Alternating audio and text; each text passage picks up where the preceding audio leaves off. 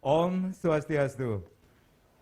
Pemirsa, sukses pembangunan shortcut Denpasar Singaraja yang mampu mempersingkat jarak tempuh di bawah kepemimpinan Gubernur Bali Wayan Koster akan dilanjutkan pembangunan jalan tol Gilimanuk Mengui yang mulai direalisasikan dengan beberapa perjanjian yang dilakukan pada hari Selasa tanggal 8 Maret 2022 di Jaya Sabe. Nah, kemudian akan timbul pertanyaan, mengapa tol Gilimanuk Mengui? Adakah manfaat yang akan dirasakan khususnya bagi masyarakat Bali, bagi perekonomian Bali tentunya? Saya Made Sukoden Karang kembali hadir dalam dialog Merah Putih dari Warung Bali Coffee 63. Mengukur manfaat tol Jagat Kerti bagi perekonomian Bali menjadi topik kita hari ini. Sudah hadir tamu-tamu saya yang akan kita ajak berbincang-bincang mengenai topik kita hari ini. Langsung saja saya sapa. Yang pertama ada Bapak Gede Suardito, beliau adalah Ketua DPD REI Bali. Om Swastiastu Pak Gede. Apa kabarnya Pak Gede? Sehat selalu ya. Salam sehat ya. Dan ya pastinya kita pun hari ini sudah menghadirkan seorang akademisi, Profesor Dr. Wayan Ramanto, SE MMAK. Om Swastiastu, Prof. Apa kabarnya, Prof? Sehat selalu nggih, Prof ya. Terima kasih juga sudah hadir. Baik, kalau kita berbicara tentang apa yang sudah dilakukan di pemerintah Provinsi Bali di bawah kepemimpinan Gubernur Koster, ini kita berbicara tentang kecerdasan Gubernur Koster melakukan pemetaan, kemudian perencanaan dan pengawalan anggaran, membuat Bali bergerak terarah dan terukur tentunya dalam 3 tahun kepemimpinannya. Nah, setelah sejumlah proyek fisik, kemudian penguatan budaya berjalan, kini tol Gilimanuk Mengui yang mulai digarap Gubernur Bali, yang akhirnya mengusulkan jalan tol ini diberi nama Tol Jagat Kerti Bali. Baik, Prof. Ini kalau kita berbicara infrastruktur, ini infrastruktur adalah aset utama untuk terbentuknya puncak pembangunan suatu daerah, khususnya daerah Bali kah, Prof? Ya, Om Swastiastu. Jadi sebelum kita berbicara secara detail mengenai infrastruktur yang sebetulnya merupakan kebutuhan dasar bagi pembangunan Bali, saya perlu menyampaikan apresiasi ya. Kalau pembangunan infrastruktur bagi sebuah perekonomian itu memang mutlak lah, sudah pasti. Tetapi ketika infrastruktur itu dilakukan, pembangunan infrastruktur itu dilakukan pada saat ekonomi sulit, pada saat APBD sulit, pada saat APBN sulit. Ini merupakan sesuatu yang amat sangat harus kita apresiasi. Ini adalah istilahnya merupakan financial re-engineering. Ini merupakan implementasi dari private public partnership. Jadi kerjasama antara swasta dengan pemerintah dalam rangka membangun infrastruktur, karena sumber keuangan negara, sumber keuangan daerah yang konvensional kan sangat sulit di masa COVID ini. Tetapi termasuk ini juga ini terjadi di Bali, Prof. Ya, itu tadi. Jadi letak uniknya, letak alasan kenapa kita perlu apresiasi karena itu tadi, di tengah keuangan negara dan keuangan daerah sulit, toh infrastruktur yang sebetulnya sangat-sangat dibutuhkan oleh perekonomian Bali itu tetap bisa jalan. Itu yang secara teoritis disebut sebagai financial re-engineering di public sector. Jadi rekayasa keuangan dengan melibatkan pihak swasta yang masih memiliki kemampuan finansial untuk membangun infrastruktur ini yang sangat-sangat strategis bagi perekonomian daerah Bali. Yang kalau kita lihat apalagi tol Mengui Gilimanuk ini ya, sebetulnya sudah dari puluhan tahun yang lalu kita perlukan, karena dia akan memberikan manfaat secara keseluruhan bagi seluruh sektor perekonomian daerah Bali, gitu. Jadi itu sebetulnya kebutuhan mutlak yang sudah dari lama, yang justru astungkara sekarang bisa kita bangun di tengah situasi perekonomian yang sulit, gitu. Ya. Itu yang perlu kita garis bawahi gitu ya. Ya, berarti ada hal yang perlu kita ketahui juga bahwa ketika akan ada wacana, bukan wacana, akan segera terrealisasi jalan tol ini sendiri.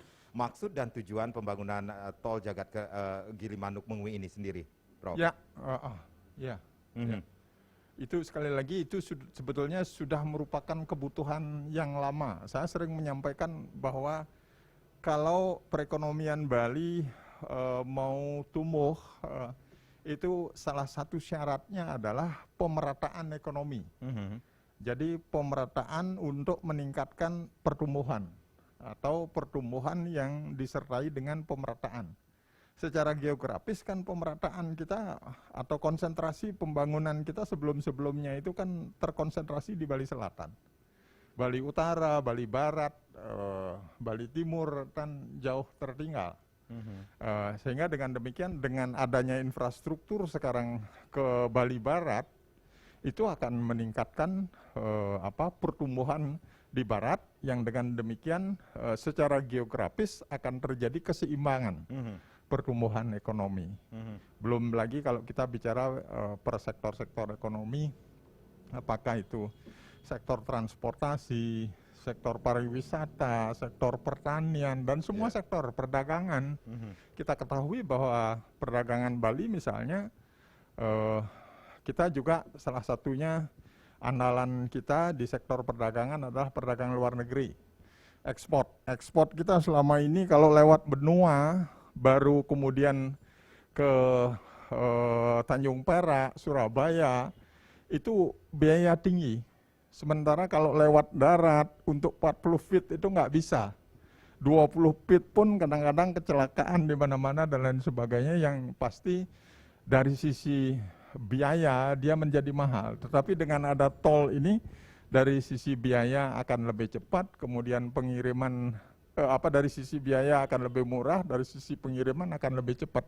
Jadi ekonomis banget perdagangan luar negeri kita. Baik, jadi tujuan yang utama atau maksud dan tujuan pembangunan tol Gilimanuk Mengwi ini sendiri adalah ibaratnya menyeimbangkan dan memeratakan perekonomian Bali. Ya, secara baik geografis. Itu di barat, utara, timur, selatan. Seperti itu, Prof? Ya. Dan tadi juga Profesor mengatakan dalam situasi saat ini, Bali tidak bisa, pemerintah Provinsi Bali tidak bisa berdiri sendiri, tetapi harus menggandeng pihak yang lainnya. Seperti itu, Kak? Swasta. Itu yang ada mekanismenya yang disebut dengan Public Private Partnership 3P, yang swastanya yang punya modal dan teknologinya, lalu kemudian pemerintahnya yang punya kebutuhannya dan tentu menjadi pemilik dari fasilitas umum berupa jalan itu. Ya ini sinergi yang sama-sama menguntungkan. Oke, berarti Profesor juga melihat ini pembangunan infrastruktur. Kalau Stungkara nih tol ini berjalan dengan lancar, ini infrastruktur berbasis konektivitas, bisa dikatakan demikian, termasuk antar pulau, sehingga berdampak positif terhadap perekonomian setiap daerah, termasuk juga di Bali. Iya. Belum lagi sektor kalau kita lihat dari sektor konsumsi kita. Konsumsi kita kan cukup banyak yang berasal dari luar daerah. Pangan aja kita belum swasembada beras dan lain sebagainya, datang dari Jawa dan lain-lain. Banyak yang datang dari sana, lalu kemudian lagi-lagi jangka waktu pemenuhannya kalau ada tol ini akan menjadi lebih cepat. Harga yang dengan demikian karena transportasinya menjadi lebih gampang, berarti menjadi lebih murah, sehingga sektor konsumsi kita di Bali juga akan semakin membaik gitu. Baik. Pak Prof, kita rehat sejenak, nanti kita akan lanjutkan lagi. Pak Gede, kita rehat sejenak. Pemirsa jangan kemana-mana, Dialog Merah Putih akan kembali, tapi tentunya setelah yang berikut ini. Ya, mengukur manfaat tol Jagat Kerti Bali bagi perekonomian Bali masih menjadi topik kita di Dialog Merah Putih pada hari ini tentunya. Saya ke Pak Gede Suardita selaku Ketua DPD REI Bali ini sendiri. Kalau tadi sudah sedikit kita dengarkan pemaparan, ini ternyata ada manfaat dan tujuan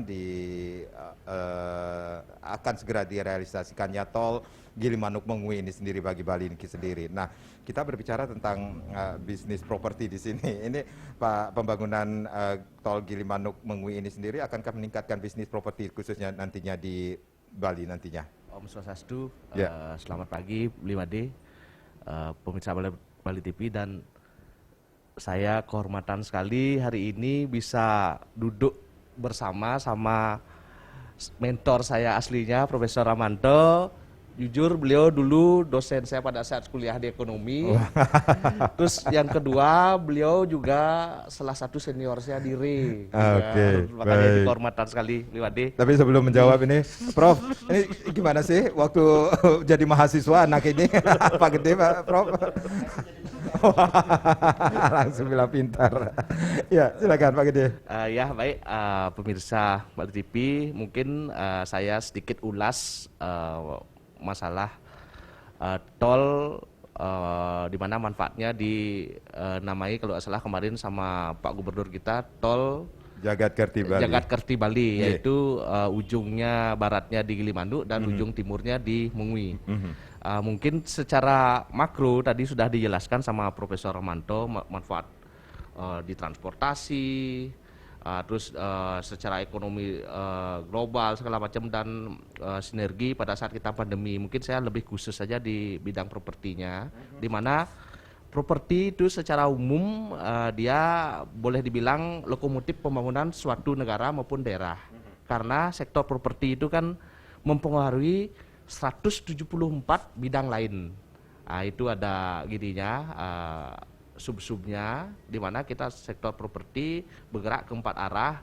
Kita ada sektor satu kepemerintahan, di mana kita bersinergi masalah perizinan yang lain-lain, terus penyumbang pajak juga, terus sektor sisi lain kita menciptakan lapangan pekerjaan masyarakat sekitar, terus sektor sisi lain juga kita dalam artian mendukung untuk pemeliharaan kawasan orang Bali bilang Trihita Karana, di mana hubungan manusia dengan Tuhan, manusia dengan manusia, manusia dengan alam. Terus yang tidak kalah penting terakhir, kita meningkatkan nilai value tanah ataupun rumah di tempat kita berusaha. Terus khusus untuk tol Jagadkerti Bali ini memang sementara untuk fokus pembangunan di Bali, di mana gulanya ini kan di Serbagita, yaitu Badung, Denpasar, dan Gianyar banyaknya, di mana Tabanan sebagai daerah dalam artian suburbannya. Otomatis konsentrasi bisnis, bisnis dalam artian, terus juga penduduk numpuk di daerah ini, dia numpuk di daerah ini, otomatis daerah-daerah yang lain perkembangannya ya otomatis agak terbelakang dia, dengan terutama Badung dan Pasar ini kan daerah lain. Dengan adanya tol ini membuka peluang dalam artian pemerataan pembangunan khusus di properti, di mana sekarang mungkin jarak tempuh dari Denpasar ke Gilimanuk atau Negara itu kurang lebihnya sekitar antara 3 sampai 4 jam. Ya. Dengan ada tol ini diprediksi hanya sekitar 1,5 jam maksimal dia. Otomatis akhirnya kita sebagai developer atau di bidang properti bisa lebih leluasa membuat kawasan perumahan mungkin di Negara, Ya. dengan di mana pangsa pasar besar kita untuk di Bali perumahannya kan di MBR, di mana data terakhir backlog perumahan kita di Bali sekitar 15.000. Pangsa pasar persentase besarnya sekitar 80% itu MBR atau masyarakat berpenghasilan rendah, Ya. di mana tidak bisa dicapai membeli hunian di daerah Denpasar dan sekitar. Terus dengan adanya tol ini mungkin daerah harga tanah di daerah Negara, Tabanan itu relatif masih terjangkau. Baik. Dengan adanya tol ini otomatis ada peluang kita developer membuka kawasan di dua daerah Lamatan Negara, Tabanan, usernya langsung kerja di Denpasar atau di Badung karena jarak tempuhnya cepat dia, kurang Oke. lebihnya seperti itu. Dan otomatis backlog perumahan secara umum akhirnya bisa berkurang karena sudah sangat tidak mungkin masyarakat berpenghasilan rendah atau MBR membeli rumah subsidi bahasanya kalau MBR itu di daerah Denpasar, karena daerah Denpasar harga rumah itu minimal pasti di Denpasar Badung itu 500 jutaan.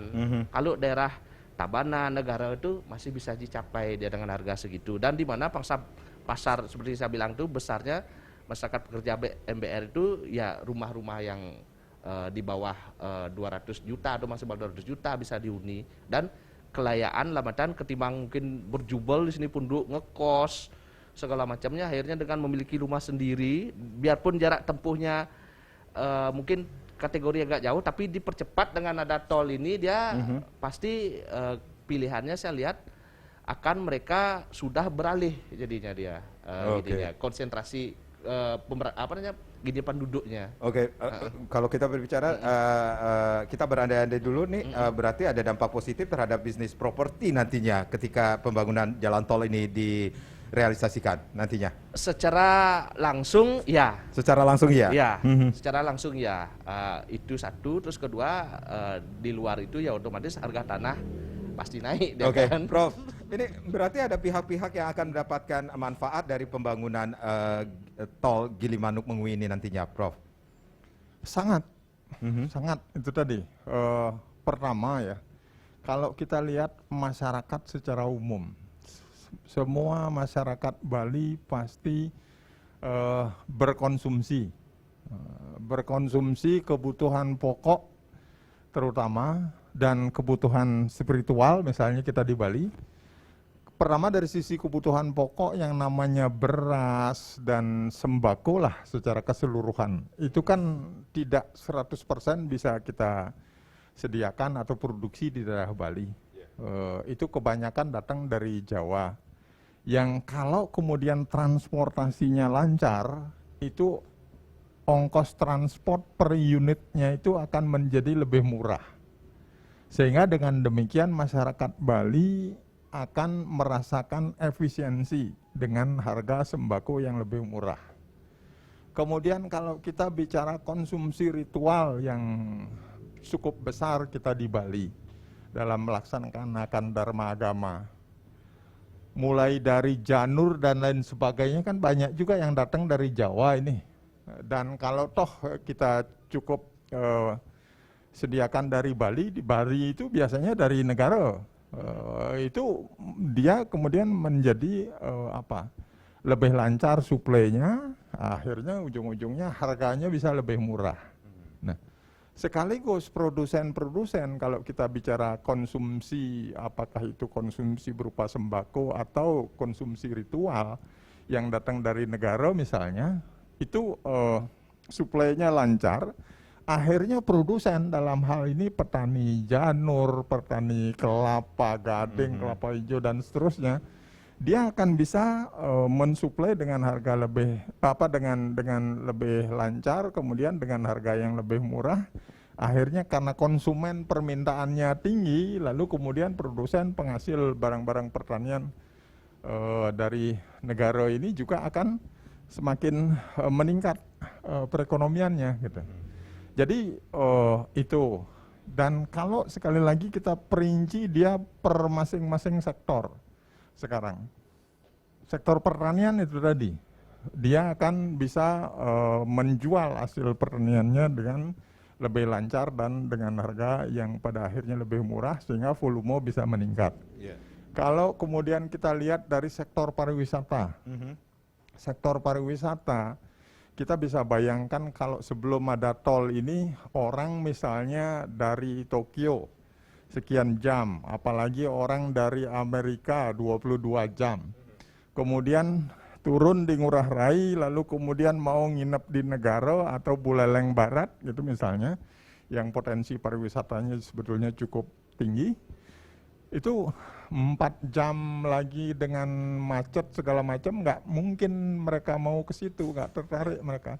Tapi dengan sekarang secara teoritis kan 95 km itu 1 jam sebetulnya. Kalau mereka direct ya 1 jam sudah nyampe. Yang nginep mereka entah di Gianyar atau Ubud dibandingkan dengan nginep di Negara atau Buleleng Barat sama-sama 1 jam. sehingga tidak ada masalah kalau mereka direct. Sehingga dengan demikian, pertama, pariwisata dalam hal ini hotel dan restoran pasti akan menerima manfaatnya di Bali Barat antara Buleleng dan Negara. Buleleng Barat dan Negara. Ya. Kemudian transportasi itu praktis akan lebih banyak yang bertransport ke situ, sehingga sektor transportasi kita akan menjadi memiliki lapangan pekerjaan yang lebih banyak. Kemudian sektor perdagangan, perdagangan kita ekspor seperti yang saya katakan tadi, perdagangan luar negeri kita akan lebih lancar, akan lebih murah. Kemudian perdagangan yang lain, jangan lupa kita Cilukan Bawang itu juga misalnya entah semen apa-apa untuk kebutuhan dan pembangunan yang lainnya itu dari Cilukan Bawang. Cilukan Bawang ke Gilimanuk itu hitungan menit. Lalu kemudian tol Gilimanuk ke Denpasar katakanlah 1,5 jam tadi paling lama. Ini juga akan menjadi lebih lancar. Jadi sektor transportasi seperti itu, sektor perdagangan seperti itu, pariwisata, pertanian, semua sektor. Jadi semua sektor akan ini. Kalau kita bicara sektor konstruksi, selain perumahan yang dikerjakan oleh adik-adik kita di REI, konstruksi dengan kemudian tol ada sampai di Gilimanuk, praktis pembangunan apakah penunjang pariwisata, hotel, restoran, termasuk perumahan, di situ akan tumbuh secara merata, sehingga konstruksi juga akan marak di situ,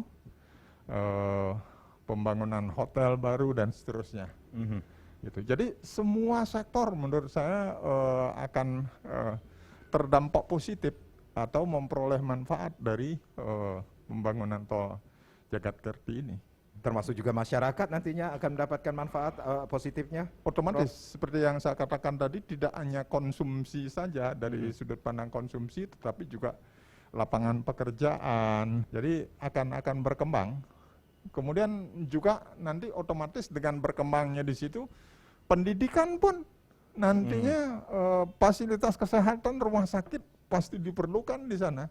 Pendidikan misalnya kalau sekarang saudara-saudara kita yang dari negara apa-apa, pendidikan di bidang pariwisata misalnya harus ke Denpasar atau ke Bandung, nantinya mereka pasti di situ akan ada mereka yang bergerak di pendidikan, mulai dari pendidikan dasar sampai perguruan tinggi pasti akan berkembang juga di sana, rumah sakit dan lain sebagainya. Kalau kita lihat, kita evaluasi, semua sektor akan memperoleh manfaat, gitu kesimpulan saya. Baik, kalau kita melihat dari pemaparan Profesor sendiri, ini berarti melihat manfaat nyata konektivitas jalan tol Gilimanuk Mengwi nantinya untuk pergerakan ekonomi Bali ke depan. Betul. Baik, nah ini juga semua sektor akan terdampak positif tentunya, Profesor ya, dan termasuk juga sektor properti ini sendiri dari REI Bali sendiri. Ini berarti sektor properti nanti akan diuntungkankah secara natural, kan hukum pasar kenaikan nilai aset tanah maupun properti akan jadi lebih tinggi, Pak Gede? Kalau itu pasti, seperti yang saya bilang tadi, mungkin saya ulas lagi, di mana sekarang mungkin kita di properti dari pembebasan lahan segala macamnya di daerah Bandung dan Pasar yang lumayan tinggi, akhirnya kita bisa beralih ke daerah Tabanan dan Negara dengan biaya yang bisa disesuaikan. Seperti saya bilang tadi, satu manfaatnya memang ketersediaan untuk perumahan sangat-sangat akan bisa dicapai untuk masyarakat. Terus yang kedua, tidak kalah pentingnya pemerataan dalam pembangunan, di mana seperti saya tadi bilang, sementara sekarang kan berjubel di daerah sini, otomatis akan selaras dia pemerataan pembangunan, otomatis dengan seperti itu kesesaan segala macam di perkotaan khususnya di Denpasar dengan Badung akan lebih terkendali dia, kurang lebihnya seperti itu dia. Pak Gede, bisa mengukur seberapa besar dampak bidang yang terkena nantinya dengan pembangunan tol ini sendiri? Kalau secara langsung dampaknya mungkin kelihatan setelah terrealisasi itu 1 tahun kemudiannya akan kelihatan, dan kalau saya prediksi lumayan signifikan itu dia dampaknya untuk di perumahan dia. Oke. Cuma dengan catatan kembali lagi juga terutama pemerintah provinsi Bali maupun Tabanan Kota maupun kabupaten kota yang dilintasi tol ini lamatan mungkin hanya RUTR-nya aja yang mungkin diatur sedemikian rupa lamatan biar tidak bertentangan juga dengan pertanian yang sudah ada dengan zona-zona baik itu perumahan, perindustrian dan perwisataan. Karena apapun itu secara umum kita Bali di mana sektor pariwisata kita mempengaruhi 80% perekonomian kita kan boleh dibilang menjual selain budaya yang memang pemandangan alam kita. Kalau bahasanya biarpun saya di sektor properti khusus bangun perumahan, kalau semua daerah itu isi rumah segala macam ya tidak menarik lagi juga gitu loh. Mungkin masalah itu mungkin diatur ya sedemikian rupa biar saling selaras lah dia, tidak jomplang atau bertentangan dia. Mungkin kurang lebih seperti itu. Baik, Pak Gede, Prof, kita rehat sejenak, nanti kita akan lanjutkan lagi. Pemirsa jangan kemana-mana, kami akan kembali tapi tentunya setelah yang berikut ini.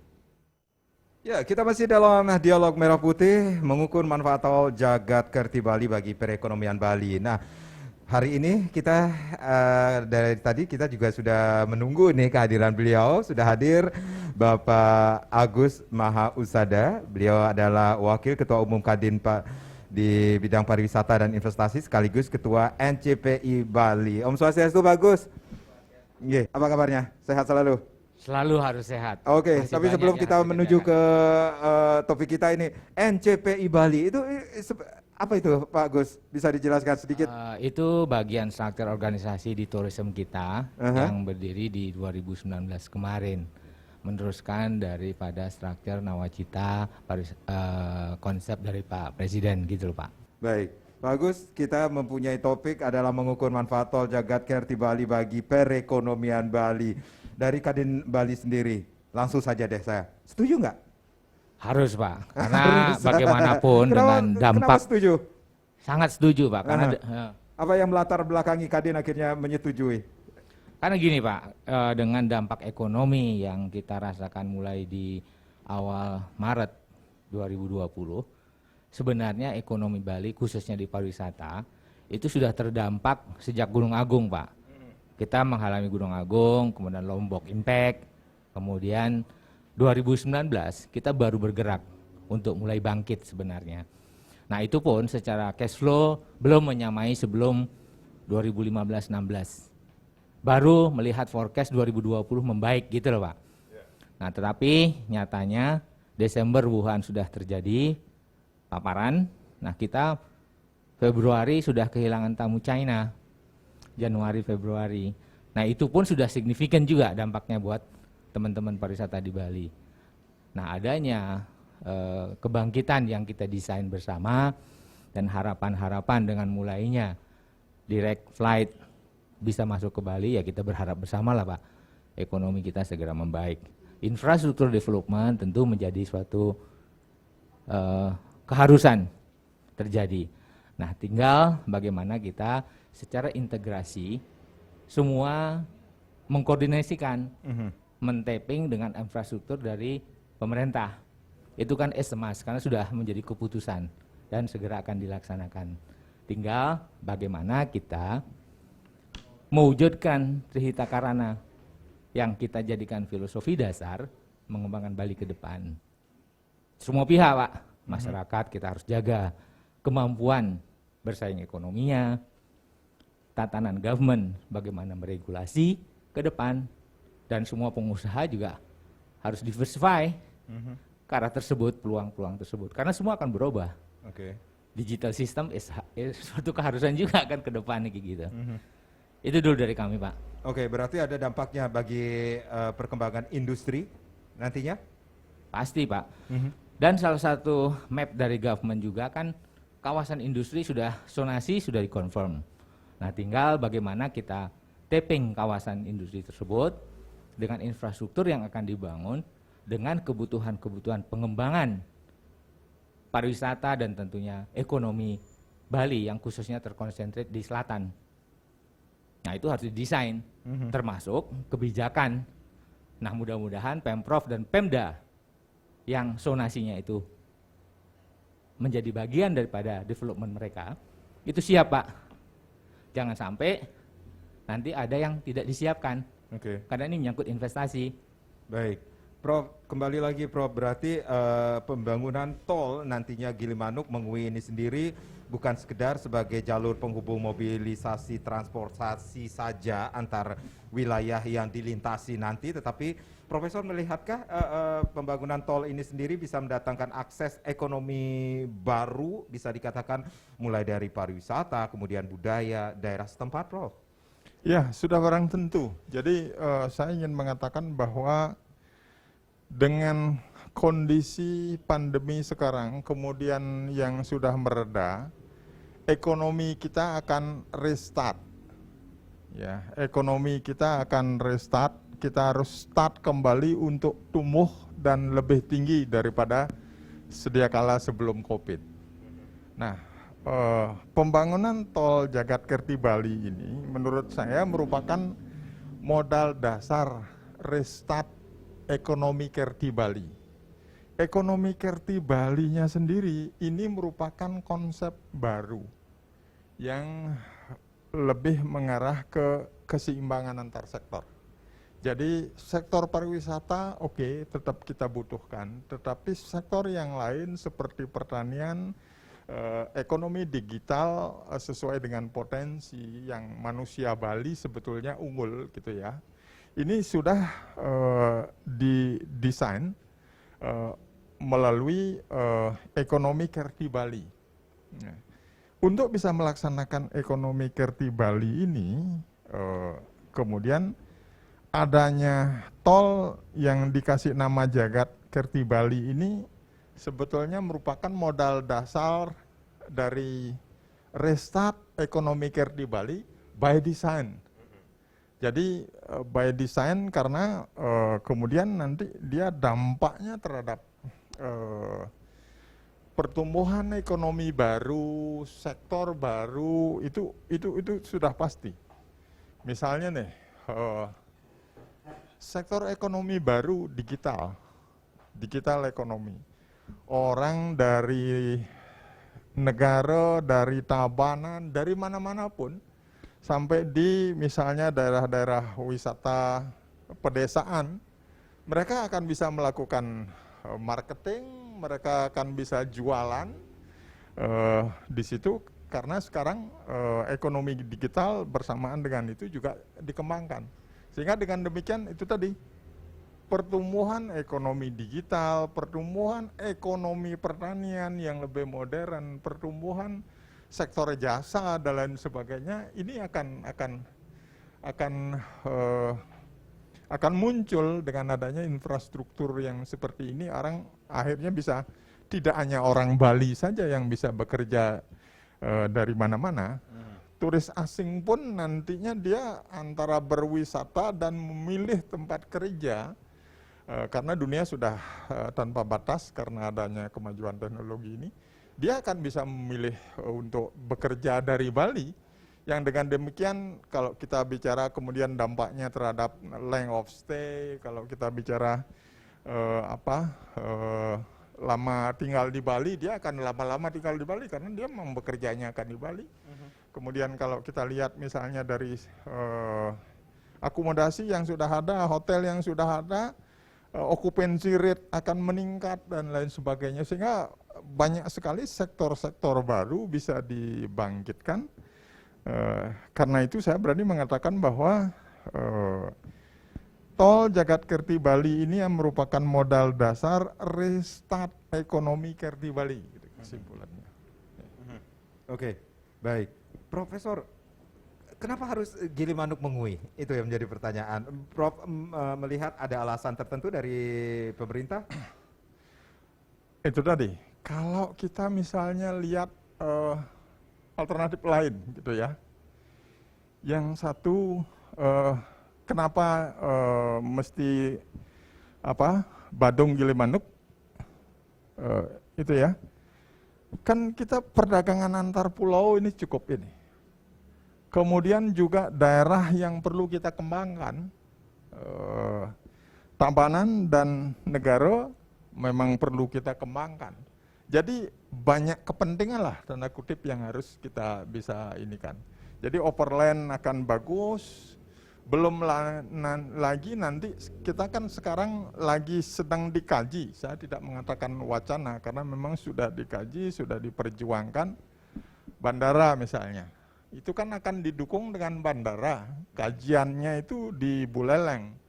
Ada di Buleleng Barat salah satunya. Nah, kalau kemudian misalnya hasil kajian nanti menunjukkan misalnya yang visible adalah di Buleleng Barat, ya tolnya udah ada gitu. Sehingga dengan demikian kalau misalnya karena bandara itu akan dibangun oleh pemerintah karena dia termasuk kepres berupa proyek strategis nasional, pemerintah yang membangun bandaranya entah melalui BUMN nanti misalnya Angkasa Pura, lalu kemudian sudah didukung oleh tol yang sudah ada, daripada kalau di tempat lain kalau ada bandara aja, kita di Indonesia udah ada Kertajati, sudah ada Kulon Progo di Yogyakarta yang nggak ada gunanya karena infrastruktur untuk ke pusat-pusat ekonomi dan pusat ekonomi di bandara itu sendiri nggak ada, sehingga akhirnya orang misalnya Kertajati yang di Bandung mereka sekian jam lagi ke Bandung gitu. Nah, kalau misalnya di barat dibikin bandara, ya pemerintah nggak perlu mikirkan tol lagi karena tol sudah dibuat oleh swasta. Jadi semua kepentingan terpenuhi kalau di sana gitu. Jadi sekali lagi saya ulangi, antar pulau yang dengan demikian manfaatnya sebetulnya tidak terhadap perekonomian Bali saja keseluruhan, secara keseluruhan, apakah itu semua sektor-sektor ekonomi yang ada atau wilayah, tetapi juga perekonomian Jawa Timur misalnya juga akan terpengaruhi. Bagaimanapun juga nasional sebagai pendukung dari pembangunan ekonomi daerah Bali ini kan mereka juga berkepentingan ada multiplier efeknya terhadap daerah lain. Gitu. Jadi di samping perekonomian Bali akan tumbuh secara lebih merata dan tentu lebih tinggi, lalu kemudian perekonomian daerah lain juga akan bertumbuh. Apa manfaatnya bagi Bali kalau kita bicara Bali? Kalau Banyuwangi tumbuh, kalau Jember tumbuh, pekerja migran yang katakanlah tidak berkualitas apa-apa, mereka akan memilih bekerja di situ, tidak menjadi entah pengangguran dan lain sebagainya ke Bali. Sehingga dengan demikian secara demografi di Bali kita juga akan semakin bagus kalau di situ tersedia lapangan pekerjaan yang cukup. Gitu. Jadi tetap bagi Bali, walaupun pembangunannya di daerah lain tetap juga akan memperoleh manfaat positif. Oke, manfaat positif bagi perekonomian Bali. Bagaimana dengan apa yang sudah dilakukan oleh upaya-upaya dari pemerintah Provinsi Bali untuk mensosialisasikan pembangunan tol ini sendiri? Ya, saya membaca dari berita ya, ini sudah cukup lama disosialisasikan. Dan yang harus dari sudut pandang ekonomi saya apresiasi adalah ketika zaman dulu, apalagi memang pemerintah membangun infrastruktur itu biasanya pembebasan tanah apa-apa harganya relatif menekan. Karena itu kemudian dipakai istilah ganti rugi gitu.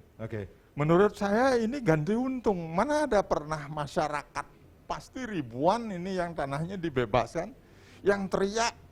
Ini malah sekarang malah mereka berpikir, oh tanah saya yang semula misalnya, ambillah contoh kalau di sekitar Negara harganya 15 juta per aro karena dia di tengah, tidak di pinggir jalan, diganti rugi misalnya 3 kali lipat, saya investasi ganti di mana ya, maksudnya? Jadi ganti untung, tidak ganti rugi ya. Kalau kita misalnya bicara zaman Orde Baru apa-apa kan dipaksa ini harus nyerahkan ribut, ini mana pernah. Jadi sosialisasi kemudian konsultasi publik juga sudah dilakukan oleh pemerintah Provinsi Bali. Pemahaman masyarakat kita satu, mereka memang tidak dirugikan secara pribadi. Jadi Profesor melihat masyarakat juga mendukung. mendukung, malah Mendukung. mereka sudah sekarang kalau kita bicara nanti selesai tol akan ada manfaat ekonominya, kan umumnya orang berpikir begitu. Enggak, ini begitu pembebasan tanah, tol belum selesai, ini orang udah beli tanah ke tempat lain hasil pembebasan ini. Ya. Yang dengan demikian sudah ada manfaat sejak baru proyek dilaksanakan, sudah ada manfaat. Baik. Belum lagi secara potensial karena di sini akan berkembang, pintu keluarnya akan di sini, orang mencari tanah di sekitar ini, merencanakan buka usaha di sekitar ini. Misalnya pintu keluar di Tabanan mana, pintu keluar di Negara, di 3 titik itu di mana, di situ ekonomi udah bergerak. Oke, Prof, Pak Agus, Pak Gede, kita rehat kembali ya. Pemirsa jangan kemana-mana, Dialog Merah Putih akan kembali sesaat lagi. Baik, terima kasih Anda yang baru saja bergabung bersama kami dalam Dialog Merah Putih mengukur manfaat tol Jagat Kerti Bali bagi perekonomian Bali. Saya ke Pak Gede, dari Ray ini sendiri, kalau tadi Prof mengatakan ini tidak ada istilah ganti rugi tapi ganti untung. Nah ini dia nih. Nah, apakah warga yang terdampak nantinya Pak Gede melihat akan langsung menginvestasikan uang ganti untung ini ke sektor properti, Pak Gede? Baik Beli, pas bilang ganti untung, ini akhirnya saya testimoni. Kebetulan asli saya daerah Tabanan. Baik. Dan saya punya lahan yang memang pas dapat ganti untung dia. Kurang lebihnya. Kena juga. Betul, Oke. pas kena juga. Memang seperti yang dibilang sama beliau, ini sosialisasi sudah sekitar hampir 2 tahunan dan Baik. proses ganti untungnya sekarang sudah mulai berjalan. Secara dampak ekonominya seperti dibilang sama beliau tadi, dulu mungkin pas tanah saya di daerah Tabanan, letaknya pas di samping exit tol Sokonya jadinya. Oh. Sokanya Ya. dulu mungkin kisaran tanah di sana itu harganya di pinggir jalan raya itu sekitar 50-an lah maksimal. Dengan adanya tol ini naiknya 3 kali lipat loh. Karena mereka lebih banyak sasarannya yang dekat-dekat exit tol itu mencari usaha pabrik maupun gudang. Baik. Kurang lebihnya. Ya bersyukur juga punya lahan di daerah sana dia. Dan kita juga mungkin masyarakat seperti dibilang sama beliau yang kena petani-petani yang punya tanah itu, setelah dapat ganti untung mereka akan mencari lahan baru lagi yang bisa lebih luas lagi untuk mengembangkan pertaniannya. Jadi harapannya masyarakat juga investasinya ke sektor properti lagi. Betul. Baik. Mungkin di sana seperti yang saya bilang, Lamatan mungkin saya spesifikasikan ke ganti untungnya tidak serta-merta juga harapan saya masyarakat petani itu setelah mendapat ganti untung tidak konsumtif. Lamatan apakah itu membeli mobil baru dan yang lain-lainnya, minimal lah lebih terarah dan efektif ganti untungnya. Kurang lebihnya seperti itu ya, ujung-ujungnya seperti bilang tadi ya, memang sektor properti itu ya memang pasti dia terdampak dia untuk positifnya dia. Dampak positifnya. Jadi bisa dikatakan ini pembangunan jalan tol Gilimanuk Mengwi ini sendiri turut meningkatkan bergulirnya sektor properti, Pak Gede? Pasti itu. Seperti yang saya bilang tadi, pemerataannya awalnya kita konsentrasi hanya membangun di Serbagita, di Badung dan Pasar aja, akhirnya kita bisa berkembang membuat kawasan yang lebih tertata, dalam artian baik dari segi pasarnya juga lebih luas, karena kita segmennya bukan hanya segmen di komersil aja, di segmen rumah MBR atau rumah subsidi juga bisa, karena seperti saya bilang tadi harga tanah itu kan relatif lebih murah ketimbang Badung dengan Denpasar untuk daerah Tabanan dan Negara. Oke, Pak Agus. Kalau kita berbicara dengan apa yang akan dilakukan pemerintah Provinsi Bali dengan tol ini sendiri, kemudian pelibatan semua elemen ini sendiri, bagaimana dengan peranan pengusaha Bali ini sendiri dalam pelaksanaan tol Gilimanuk Mengwi sendiri? Begini Pak, Keterlibatan pengusaha tentu harapan besar kita bahwa konfirmasi Pak Gub dan Wagub di awal bahwa Bali itu one island one management, saatnya sekarang lah mulai diimplementasikan secara real di lapangan. Nah tentunya hal ini bagi pengusaha Bali menjadi peluang sejak awal. Kami dari Kadin terus mengencourage government untuk memberikan kesempatan tidak hanya ke government lokal kita di sini, ke pusat dan juga terhadap pengusaha-pengusaha konstruksi anggota kami di Gapensi misalkan, agar sejak awal mendapatkan porsi secara proporsional terhadap kontrak-kontrak yang terjadi di Bali. Situasi ekonomi yang kita hadapin sekarang ini kan extraordinary. Dampaknya sudah terhadap struktur pondasi kita, bukan hanya di permukaan sakitnya gitu loh Pak. Jadi Bali memang tidak baik-baik saja, dan di sini harus ada peran dari government dan Kimai dari Kadin, ya termasuk beliau dari REI pun kita harus dorong protectionnya dalam hal ini. Nah untuk itu di sisi yang lain, di sisi pengusaha, seperti Kadin, UMKM itu juga sebenarnya bagian daripada Kadin. Jadi Kadin itu tidak hanya Gapensi, construction, ASEPI dan lain sebagainya, ataupun PHRI yang dari pariwisatanya, tetapi juga UMKM kita Pak. Nah sekarang UMKM ini masih perlu lembaga-lembaga dukungan, terutama dari soal keuangan yang lebih terstruktur. Contoh mungkin ekonomi koperasi itu menjadi satu solusi buat di Bali saat ini ke depan. Karena di sisi peredaran ekonomi keuangan kita, finansial kita di lapangan yang nyata itu kan sangat tipis sekali sekarang Pak.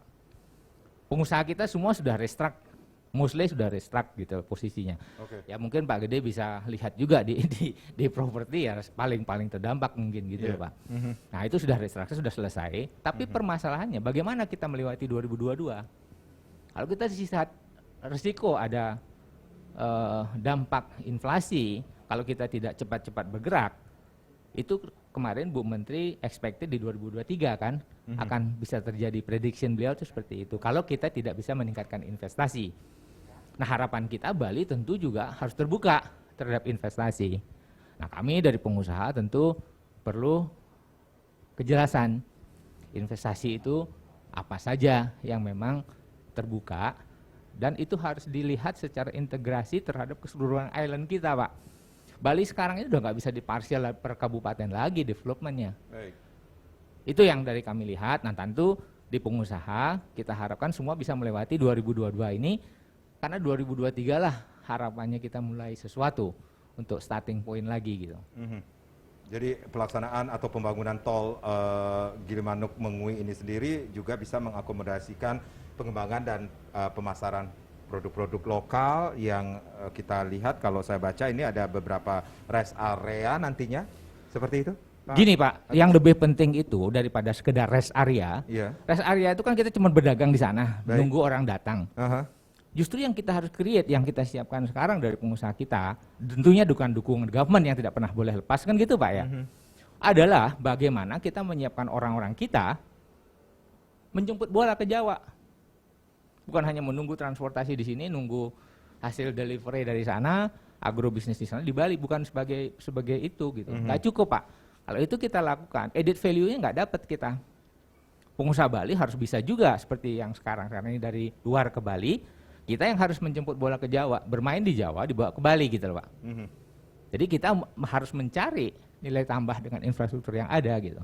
Nah sisi yang lain dari properti misalkan investasi, dengan ada tol di negara, itu banyak hal yang bisa dilakukan.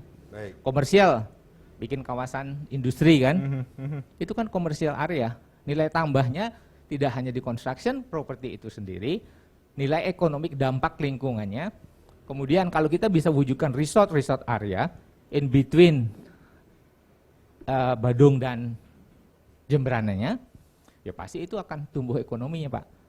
Tapi yang paling penting buat kita, bagaimana kita menyiapkan seluruh masyarakat Bali mendapatkan kesejahteraan dari apapun infrastruktur yang dibangun. Nah tentunya untuk apa? Untuk menjaga budaya kita. Kesejahteraan bagi masyarakat Pak. Bali.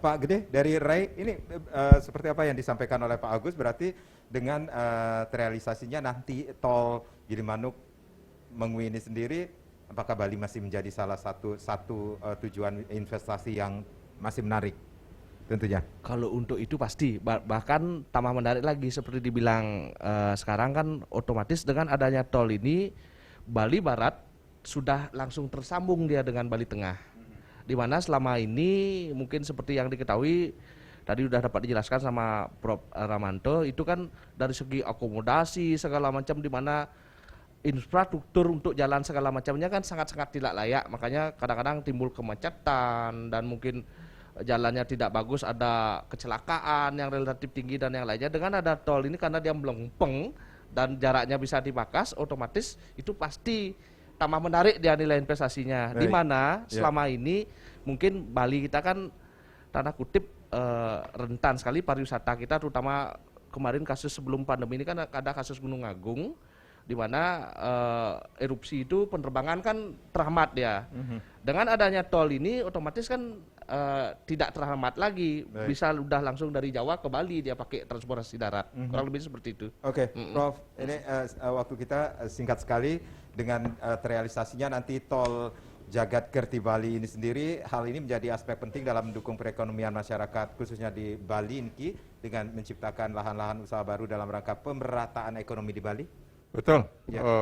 Ya, pemerataan sekali lagi antar wilayah, antar sektor, ya akan menjadi sektor-sektor secara langsung. Jangan lupa pusat perikanannya Bali sebetulnya Jemberana loh. Berarti dari sisi pertanian dalam arti luas perikanan, dan itu industri, entah itu pengalengan dan lain sebagainya, ikan, kemudian untuk ekspor dan lain sebagainya, itu juga mungkin. Dan bahkan kalau kita bicara industri, tidak tertutup kemungkinannya karena Tabanan dan Jemberana ini tanahnya masih rendah, harganya masih relatif rendah dibanding Serbagita. Kemudian nanti pabrik-pabrik misalnya relokasi ke sana, entah pabrik itu Jakarta, bahkan tidak tertutup kemungkinannya penanaman modal asing.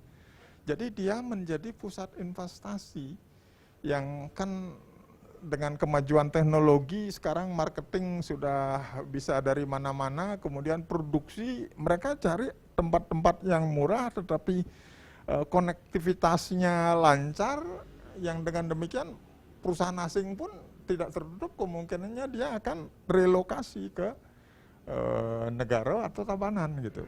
Sehingga dengan demikian kita tidak bisa menyebut Tabanan nanti pada saatnya dia merupakan pusat pertanian saja atau negara pusat perikanan saja, tetapi dia bisa menjadi pusat industri, pengolahan dan lain-lain gitu. Baik, kita harapkan dengan pelaksanaan pembangunan jalan tol Jagat Kerti Bali ini sendiri, pemerataan ekonomi Bali segera terwujud. Prof, Pak Agus, Pak Gede, terima kasih. Nah, pastinya acara ini bersama Minyak Apun Ganapati, Usada Bali Tambah Waras Herbal, Apunkan Minyak Ganapati, solusi keluarga sehat. Saya Made Sukadan Karang, terima kasih, sampai jumpa. Om Santi, Santi, Santi Om.